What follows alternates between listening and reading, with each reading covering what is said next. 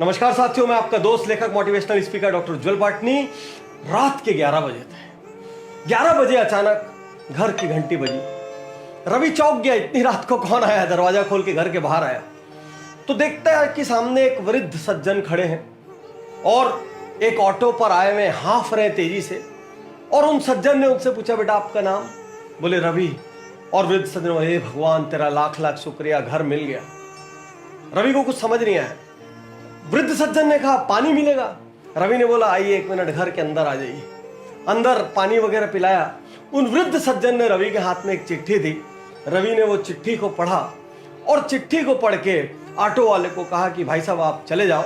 और वृद्ध सज्जन का सामान उतार कर घर के अंदर ले आया और कहा, अंकल रात बहुत हो गई है, आप सो जाइए, मैं आपका काम कल सुबह कर दूंगा। उस चिट्ठी में रवि के पिता ने रवि के लिए कुछ लिखा था और वृद्ध सज्जन ने कहा कि आपके पिता ने मुझे भरोसा दिलाया कि मेरा लड़का आपका काम जरूर से जरूर करेगा, आप बिल्कुल बिना किसी चिंता फिकर के चले जाओ।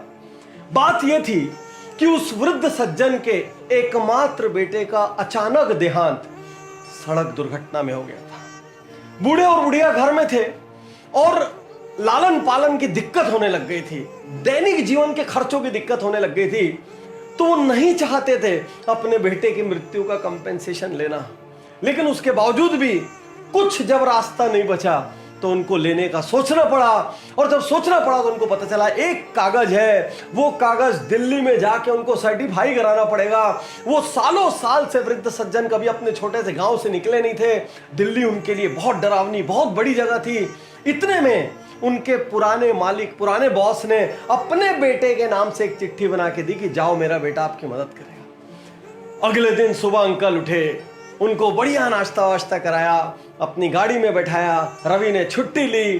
छुट्टी लेकर रवि वो ऑफिस में गया। सारी मेहनत मशक्कत करके वो डॉक्यूमेंट फाइनली निकाल लिया।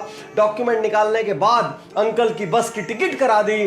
टिकट के साथ मिठाई का एक डब्बा दिया और बस स्टैंड पर छोड़कर निकलने ही वाला था। इतने में वृद्ध सज्जन ने यूं हाथ जोड़कर कहा, रवि तुम्हारे पिता धन्य है कि उन्होंने तुम्हारी जैसी संतान को पैदा किया, और वो धन्य है क्योंकि उन्हें तुम्हारी जैसी संतान मिली।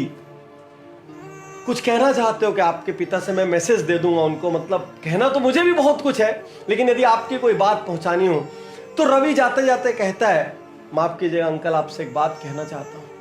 तो कहिए। बोले मैं रवि नहीं हूं। तो बेटा तुम्हारे मकान के बाहर तो रवि निवास लिखा था। हाँ वो मेरा रवि निवास है, मेरा नाम भी रवि है, लेकिन मैं वो रवि नहीं हूं जिसको आप ढूंढने आए थे। उन वृद्ध सज्जन को कुछ समझ नहीं आया।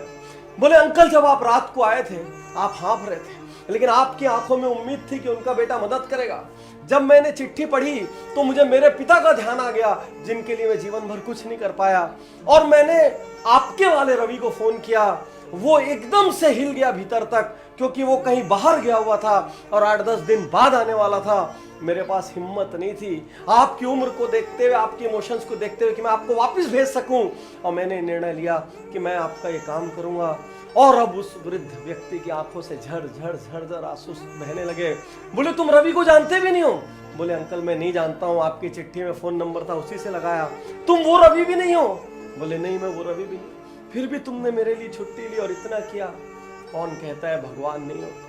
कौन कहता है भगवान नहीं होते? कौन कहता है भगवान नहीं होते? कहते हुए बस में चढ़ गए और चले गए। और रवि उस दिन अपने घर पहुंचा और उसको अपने जीवन की सबसे बड़ी, सबसे बढ़िया, सबसे बेहतरीन नींद आई। साथियों हर आदमी दुनिया में अपने रिश्तेदारों की मदद करता है, अपने दोस्तों की मदद करता है, अपने परिवार वालों की मदद करता है, अपने स्टाफ की मदद करता है। बस इतने में उसकी दुनिया खत्म हो जाती है। जो यहां तक भी नहीं करते, आपके लिए तो मैं क्या कहूं, आप तो उस भगवान के प्रति कृतज्ञ भी नहीं है जिसने आपको इस धरती में भेजा है और आपको इस लायक बनाया कि आप किसी के लिए कर सकते हैं। आज मैं हर वीडियो देखने वाले से कहना चाहता हूं, हर उज्जवल पाटनी यूट्यूब चैनल के फैन, फॉलोअर, सब्सक्राइबर से कहना चाहता हूं, जिंदगी में अनेक बार उनकी मदद कीजिए जिनको आप जानते भी नहीं है और आपको पता है ये मदद करके मेरे को बदले में कुछ मिलने वाला भी नहीं है।